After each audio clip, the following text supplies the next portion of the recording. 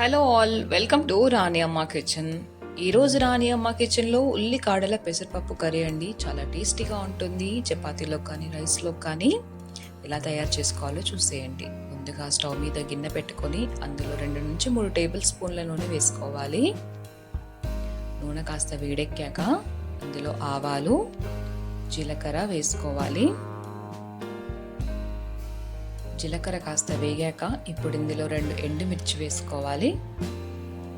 అలాగే ముందుగా కట్ చేసి పెట్టుకున్న పచ్చిమిరపకాయ ముక్కలు, ఒక పెద్ద సైజు ఉల్లిపాయ ముక్కలు కూడా వేసుకోవాలి. ఇప్పుడు కాస్త వేపుకోవాలి.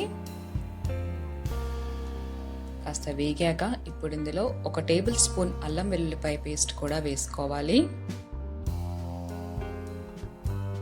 అలాగే 1/2 టీ స్పూన్ పసుపు కూడా యాడ్ చేసుకోవాలండి.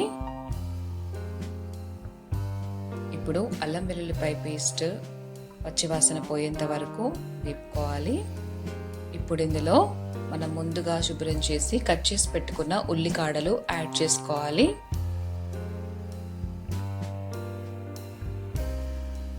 ఒక 2 నుంచి 3 నిమిషాల వరకు కలుపుతూ వేయించుకోవాలండి. ఇప్పుడు ఇలా వేగాక ఇందులో ముందుగానే మనం కడిగి ఒక 10 మినిట్స్ వరకు నానబెట్టుకున్న పెసరపప్పు యాడ్ చేసుకోవాలండి.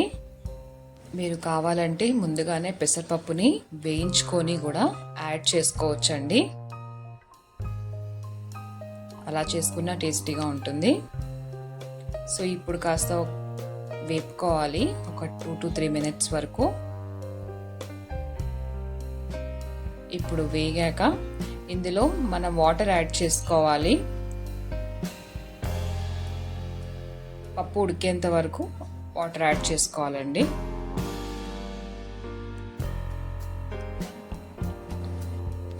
ఇప్పుడు ఒకసారి కలుపుకుందాము. ఇప్పుడు ఇందులో 1 టేబుల్ స్పూన్ కారము, అలాగే 1 టేబుల్ స్పూన్ ధనియా పౌడర్ వేసుకోవాలి.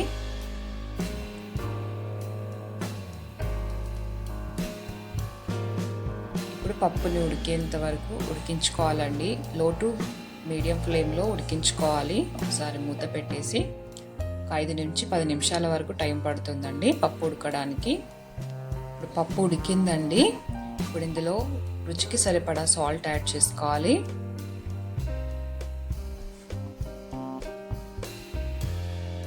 అలాగే ఒక 1/2 టీ స్పూన్ వరకు గరం మసాలా పౌడర్ యాడ్ చేసుకోవాలి. అంతే అండి. ఇప్పుడు ఒకసారి కలుపుకొని మరో 3-4 నిమిషాల వరకు ఉడికించుకోవాలి. అంతే, స్టవ్ ఆఫ్ చేసి సర్వ్ చేసుకోవడమే.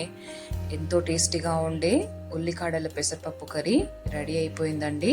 ఇది రైస్లో కానీ చపాతీలో కానీ తినొచ్చు. చాలా టేస్టీగా ఉంటుంది. మీరు కూడా తప్పకుండా ట్రై చేయండి. ప్లీజ్ సబ్స్క్రైబ్ టు రాణి అమ్మ kitchen and don't forget to like, share and comment. Thank you all.